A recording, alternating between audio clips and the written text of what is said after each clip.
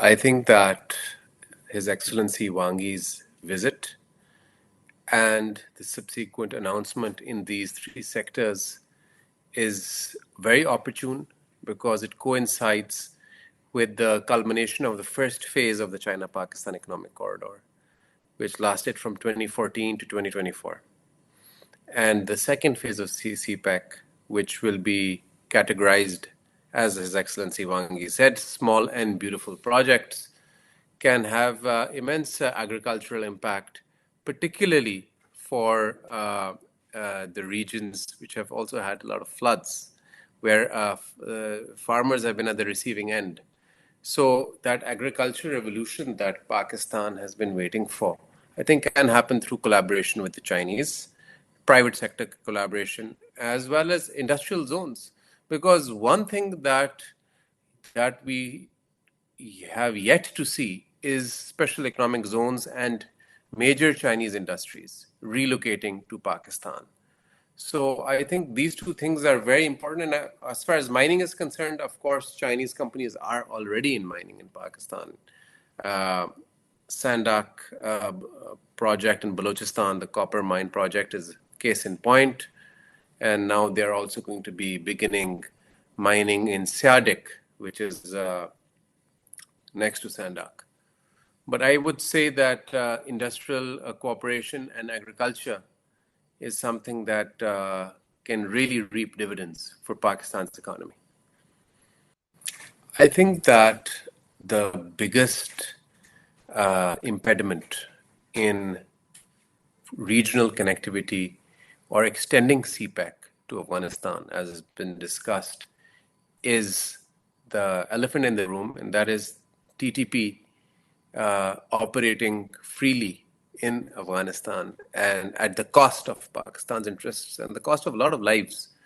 And I think there's a lot of convergence of interest with China because the ETIM has been long harbored in Afghanistan in the past, and TTP and also IS-Khorasan.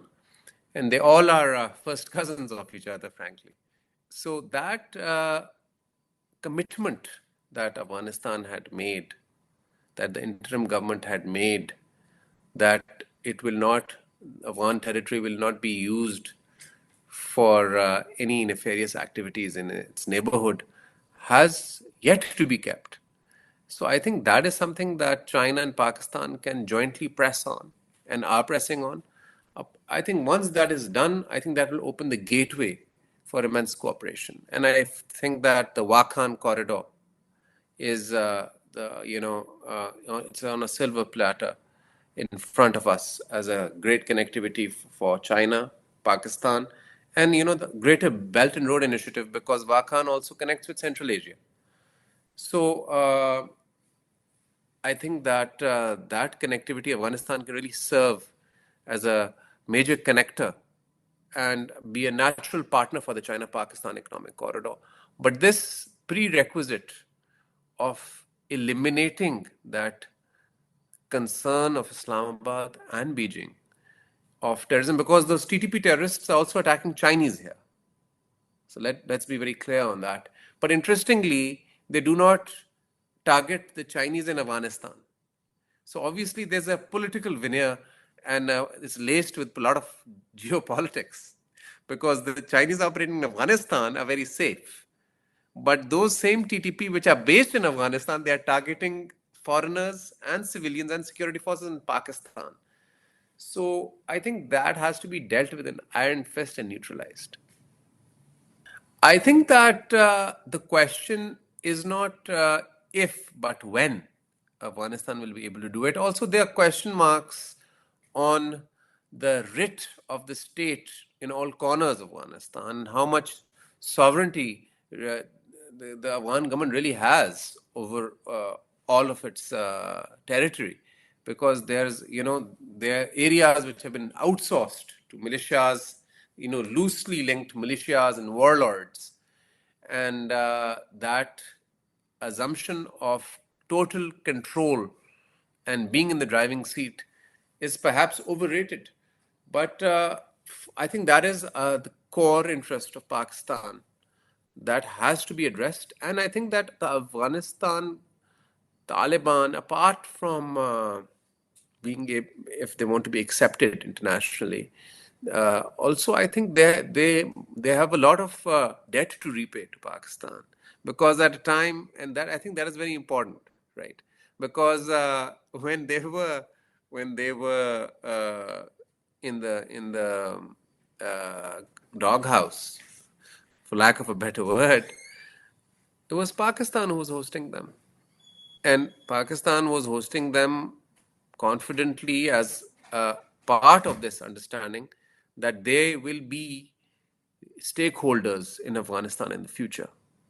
And then now the all Eastern and Western leaders and countries are, working with this Taliban government. So when Pakistan took a stand for this leadership, which is now there, it really stuck its neck out, and it was at the cost of U.S. Pakistan relations at the time as well, because Pakistan was blamed for hosting the Haqqani network, who's now Rajdin Haqqani is now the interior minister. So I think that we have really done a lot for this dispensation, and I think it's time to call in favors.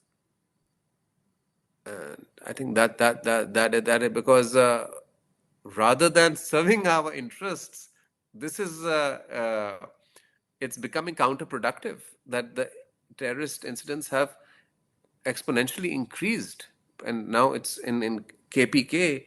What we've seen in the past just few days is almost a borderline insurgency. I think that it's a very predictable parlay that Delhi is doing with Beijing because of what has just happened with Washington. And I think it's a tactical engagement, whereas India is still the preferred partner of the United States in South Asia. And Modi's outreach with Moscow and Washington is tactical. And the audience for this outreach is actually Trump. So it's very predictable to just basically use Beijing and Moscow as bait in the negotiation with Washington. I don't see anything more to this than that, and I don't think we should overanalyze it, because, of course, China and India would like to have a basic level of relationship. But the fact of the matter is that India is competing with China for leadership in Asia. And as per the national security strategy of the US, which is published by the White House, the defense, economic, and military support to India is to contain and counter the influence of China in this part of the world. And so I see this temporary ebbs and lows to be part of Trump's individual persona and his engagement. But institutionally, in the long term, I don't see anything will change. I think that Pakistan welcomes connectivity amongst all countries and positive engagement, as does China. And I think Pakistan and China have a very secure relationship vis-a-vis India or other countries. And I think that it can be only leveraged, this rapprochement between India and China, if India is able to engage constructively and move forward beyond its set of the long list of preconditions that it usually has with whenever, even in multilateral forums, when it comes to Pakistan. Just now, the climate minister, I think a week ago, became asked to become chair of a working group as the COP is approaching, and I was informed that the Indians walked out of that. So I think that just having a bare minimum of understanding and acknowledgement that they have to engage with Pakistan, particularly after their defeat uh, in this latest conflict. They should engage constructively, and both interests of India and Pakistan and divergence of those interests should be put on the table. I think that only then there can be multilateral connectivity, including India. Otherwise, the connectivity will be minus India, like we've seen Pakistan, China, Bangladesh trilateral cooperation, and we saw that there was a summit in Dhaka, uh, or I'm sorry, there was a summit in Beijing where Bangladesh, Pakistan, China were represented, and now with Afghanistan. So we will have to curate these trilaterals or quadrilaterals minus India, unless this the BJP dispensation comes on the table, which I don't see happening, unfortunately, because if you had a faction of the TTP come into power in Pakistan, or the right wing of the right wing of the right wing, which never happens here. All the political parties that come in power in the center are moderates, whether it's the PMLN, People's Party, or the PTI. So here we have a government, a prime minister who was banned, whose visa was blacklisted to enter the United States, uh, and a government which has unfortunately really stifled human rights of minorities, including but not limited to Muslims. So I think that is very, very important to have real expectations from India, which I think as of now, it would be misplaced expectations on our end. Actually, what India is looking for is a face saving. And that face saving will come from hostility, because their media lied, uh, their leadership lied during this war, and then their own Indian air chief had to ultimately admit, the Indian army chief, that their uh, Rafales were shot down. And of course, the French company itself acknowledged, in addition to Trump, of course. So I think that political face saving will not come, because remember that domestic politics is driving international relations for India vis-a-vis Pakistan. So sitting on a table with Pakistan will probably be, as they will see, will be perceived weak.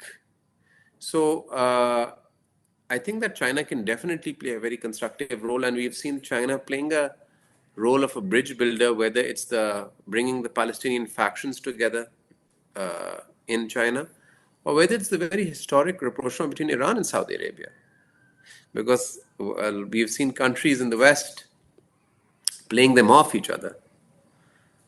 But here, China brought Iran and Saudi Arabia on the table and brokered a huge deal in the Middle East, which is considered the backyard of other countries.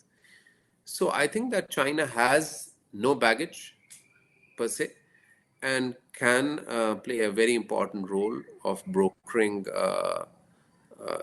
basic some sort of reset between India and Pakistan. I think that would be great, and I know that our side has been interested, willing to do so from time ad nauseum, but that reciprocity and willingness is missing from the other side.